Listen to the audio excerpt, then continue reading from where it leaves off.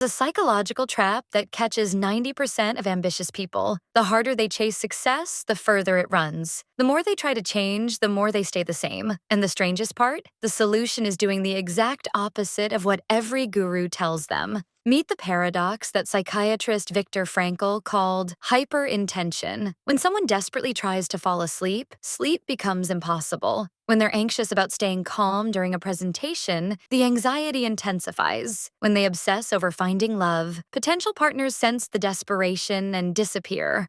The human mind has a cruel irony built into it. The act of trying too hard guarantees failure. Neuroscience reveals why this happens. The prefrontal cortex, the brain's control center, excels at planning and analyzing. But here's the problem. It's terrible at execution. When someone overthinks a tennis serve, their swing falls apart. When they consciously try to be funny, the jokes die.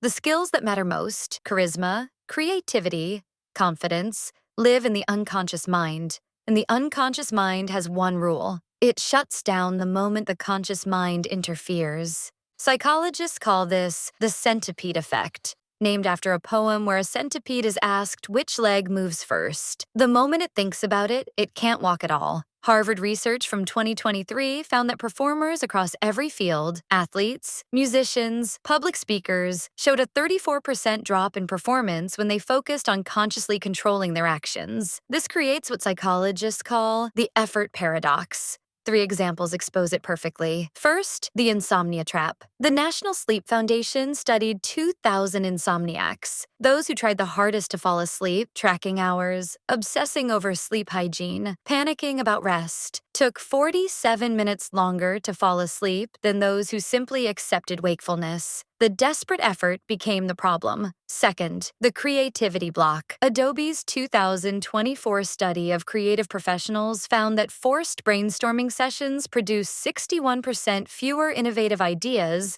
than unstructured thinking time. The pressure to be creative now strangled creativity itself. The best ideas came during showers, walks, and moments of mental drift. Third, the relationship repellent. Research on dating apps revealed that users who checked their apps more than 5 times a day and crafted perfect messages had 73% fewer meaningful matches than those who engaged casually. The scent of desperation, invisible but unmistakable, pushed people away. But there's something darker beneath the surface. This isn't just about trying too hard. It's about what that effort reveals, a fundamental lack of self-trust. When someone obsessively monitors their performance, they're saying, "I don't trust myself to succeed naturally." When they rehearse conversations 100 times, they're saying, "My authentic self isn't good enough." When they force positivity and affirmations, they're saying, "I need to compensate for who I really am." The effort isn't the problem. The lack of self-trust is. Psychotherapist Dr. Sheldon Kopp wrote, "All of the significant battles are waged within the self. The war isn't against external obstacles. It's against the internal belief that who someone is, without the trying, without the performance, without the mask, isn't enough."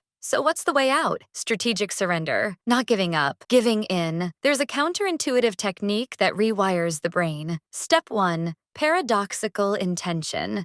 Viktor Frankl used this to treat anxiety and insomnia. Instead of trying to calm down, intentionally try to stay anxious. Instead of forcing sleep, try to stay awake as long as possible. The technique works because it removes the performance pressure. When someone stops fighting the symptom loses its power. Clinical trials show a 68% success rate for anxiety disorders. Step 2. Process over outcome. Stanford psychologist Carol Dweck's research proves that focusing on the process, the daily practice, the small improvements, the learning, produces better results than obsessing over the end goal. Athletes who focused on perfecting their technique outperformed those who visualized winning by 41%. The goal still exists, but it moves to the background while the process takes center stage. Step 3. Scheduled surrender. Set aside 15 minutes daily for strategic incompetence. Write badly. Draw terribly. Speak awkwardly. Permission to fail deliberately creates psychological safety. The unconscious mind learns failure isn't fatal. Then, during real performance, that safety carries over.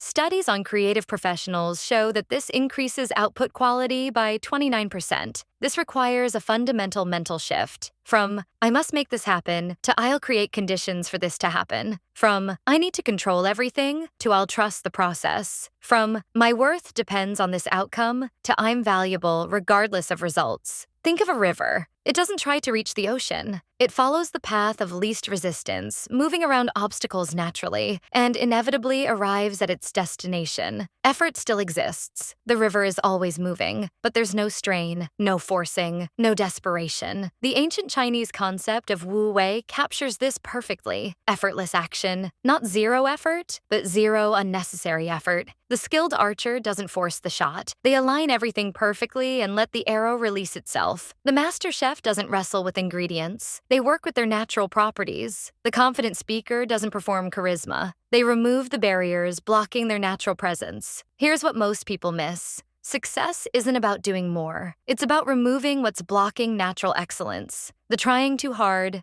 the self-consciousness, the performance anxiety, the lack of self-trust. These are barriers, not motivators. When someone stops trying to be confident and simply stops pretending to be doubtful, confidence appears. When they stop trying to be creative and just remove the judgment, creativity flows. When they stop trying to be successful and focus on valuable daily actions, success becomes inevitable. The path forward isn't more effort. It's a smarter surrender. Not giving up on goals, but giving up the illusion of total control. Not trying less, but trying differently. Not accepting mediocrity, but accepting that the desperate grip on perfection is what creates mediocrity. So here's the challenge. For the next 7 days, identify one area where trying too hard has become the problem. Maybe it's sleep.